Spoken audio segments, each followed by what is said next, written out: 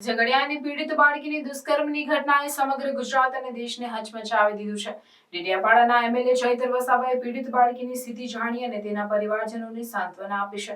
ચૈતર વસાવાએ આ ઘટનાને કડક શબ્દોમાં વખોડી છે અને નરાધમને કડક કાર્યવાહી કરીને ફાંસીની સજા આપવાની માંગ કરી છે। આ ઘટના માત્ર ઝઘડિયા જ નહીં પરંતુ સમગ્ર સમાજ માટે એક ચેતવણી રૂપ છે। એમએલએ ચૈતર વસાવાએ જણાવ્યું કે આવી ઘટનાઓને રોકવા માટે કડક કાયદાકીય પગલાં લેવાની જરૂર છે। નરાધમોને કડક સજા આપવી જોઈએ જેથી ભવિષ્યમાં આવી ઘટનાઓ ન બને। આ ઘટનાને લઈને એમએલએ ચૈતર વસાવાએ સરકાર અને નેતાઓ પર પણ સવાલ ઉઠાવ્યા। આપણા મુખ્યમંત્રી અને ગૃહ રાજ્યમંત્રી જ્યારે બીજા રાજ્યના મુખ્યમંત્રી કે સરકારને સલાહ આપે છે અને લાંબા ટ્વીટ કરે છે ત્યારે આ શ્રમજીવીની દીકરી સાથે આવું બન્યું ત્યારે એક પણ નેતા કે સરકારના એક પણ વ્યક્તિ બોલવા કેમ તૈયાર નથી એમ તેમણે પૂછ્યું। આ ઘટના સમાજમાં મહિલાઓ અને બાળકીની સુરક્ષા અંગે ગંભીર પ્રશ્નો ઊભા કરે છે।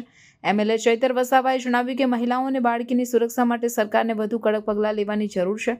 આ ઘટના માત્ર એક પીડિત બાળકીની નથી પરંતુ સમગ્ર સમાજની છે। આવી ઘટનાઓને રોકવા માટે સમાજના દરેક વર્ગને આગળ આવીને સહકાર આપવો જોઈએ। એમએલએ ચૈતર વસાવાએ પીડિત બાળકીના પરિવારજનોને સાંત્વના આપતા કહ્યું કે આપણે સૌ સાથે મળીને ન્યાય માટે લડશું અને નરાધમોને કડક સજા અપાવશું।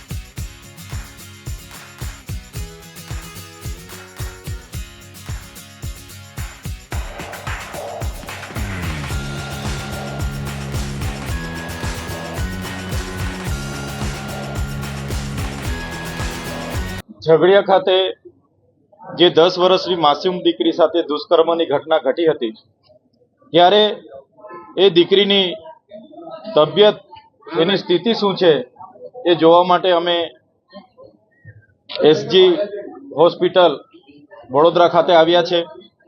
ત્યારે હમણાં ડોક્ટરની પૂરી ટીમ સાથે અમે ચર્ચા કરી, દીકરીને અમે જોઈ ત્યારે એમની તબિયત ખૂબ જ નાજુક છે। ડોક્ટરોની પૂરી ટીમ પ્રયાસો કરી રહી છે, પ્રયત્ન કરી રહી છે કે દીકરીને યેન કેન પ્રકારે આ પરિસ્થિતિમાંથી બહાર લાવી શકાય। સાથે સાથે એમના માતા પિતાને પણ અમે મળ્યા છે ત્યારે એમની માતા પણ પોતે એમની પાસે હિંમત ખૂટી ગઈ હોય એવી પરિસ્થિતિ છે। ત્યારે માતા સાથે અમે બેઠા, એ પણ ખૂબ દુઃખી થયા છે અને ખૂબ એમની પણ વેદના છે। ત્યારે આજે દીકરીની સ્થિતિ જાણવા અને એમના પરિવારને હિંમત અને સાંત્વના આપવા માટે અમે અહીંયા આવ્યા છે। આવી દુષ્કર્મની ઘટનાઓ જે પ્રકારે જાન્યુઆરી 2024 થી લઈને ડિસેમ્બર સુધી જે ગુજરાતમાં બની રહી છે, તમે સૌ જાણો છો અત્યાર સુધી 648 જેટલી ઘટનાઓ આવી દુષ્કર્મની નાબાલિગ નાની બાળકીઓ સાથે બની છે।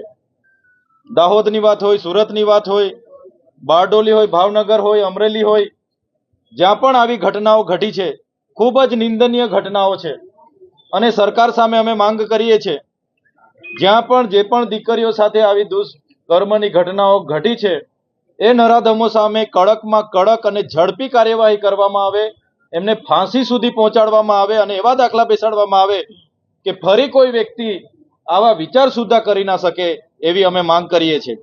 સાથે ગુજરાત સરકારને કહીએ છીએ, આપણે સુરક્ષિત ગુજરાતની વાતો કરીએ છીએ, મહિલા સલામતીની વાતો કરીએ છીએ, આપણે બેટી પઢાઓ બેટી બચાવોની વાતો કરીએ છીએ, પણ આપણું ગુજરાત જ સુરક્ષિત નથી। કોઈ દેશમાં કોઈ પણ રાજ્યમાં આવી ઘટના નહીં જ ઘટવી જોઈએ। જે પણ ઘટના ઘટે નિંદનીય જ છે, પણ જ્યારે બીજા રાજ્યોમાં કોઈ ઘટના ઘટે છે ત્યારે આપણા મુખ્યમંત્રી, આપણા ગૃહમંત્રી બીજા રાજ્યોના મુખ્યમંત્રી સરકારોને સલાહ આપવા નીકળે છે। લાંબા લાંબા ટ્વીટો કરે, ટ્વિટર પર ટ્વીટ કરે છે, કેન્ડલ માર્ચો કાઢવામાં આવે છે. જ્યારે આ શ્રમજીવીની દીકરી સાથે બન્યું છે ત્યારે ત્યાંના સ્થાનિક એક પણ નેતા કે સરકારના એક પણ વ્યક્તિ બોલવા તૈયાર નથી. બધાએ મૌન સેવી લીધું છે.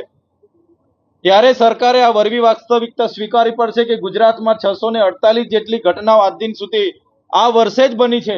એમના પર ક્યાં સુધી કાર્યવાહી કરી એ સરકારે જવાબ આપવો પડશે. દાહોદમાં 6 વર્ષની દીકરી પીખાઈ ગઈ, એની સામે શું કાર્યવાહી કરી? સુરતમાં શું કાર્યવાહી કરી? બારડોલીમાં શું કાર્યવાહી કરી? એ સરકારે આવીને પ્રજા સમક્ષ કહેવું પડશે. ત્યારે ગૃહમંત્રી શેખી મારવાના બદલે પોતે રાજીનામું આપે. 648 ઘટનાઓ આપણા ગુજરાતમાં બની છે. આજે દીકરીઓ સલામત નથી. ત્યારે આવા નરાધમો હિંમત કરે છે એટલે તાત્કાલિક ધોરણે ઝડપી અને કડકમાં કડક કાર્યવાહી થાય, દાખલા બેસાડવામાં આવે અને આવા નરાધમી કૃત્ય કરનાર, રાક્ષસી કૃત્ય કરનારને ફાંસી સુધી લટકાવવામાં આવે એવી અમે માંગ કરીએ છીએ.